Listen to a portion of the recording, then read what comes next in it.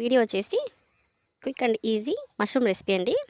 Video నచ్చితే like చేసి subscribe చేసుకోండి. ఇప్పుడు ప్రాసెస్ అయితే చూసేద్దాం. ముందుగా ఒక హాఫ్ కేజీ మష్రూమ్ని నీట్గా కడిగి తీసుకోవాలి. తర్వాత కట్ చేసి పెట్టుకోవాలి. నెక్స్ట్ స్టవ్ ఆన్ చేసి కడాయి పెట్టుకోవాలి.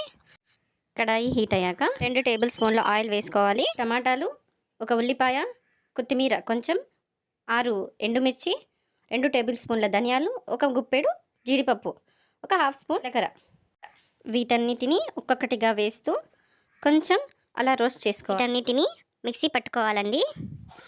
ఇప్పుడు ఇందాక మనం పెట్టుకున్నాం కదండి వేయించుకోవడానికి, అదే కడాయి పెట్టుకొని ఇందులోకి 2 టేబుల్ స్పూన్ల ఆయిల్ అయితే యాడ్ చేసుకోవాలి. ఆ మసాలాని మనం మిక్సీ పట్టి పెట్టుకున్నాం కదండి, ఆ మసాలాని అయితే యాడ్ చేసుకోవాలి. పసుపు యాడ్ చేస్తున్నాను కొద్దిగా, ఒక స్పూన్ రాళ్ళ ఉప్పు అనేది యాడ్ చేస్తున్నానండి. ఇప్పుడు కట్ చేసి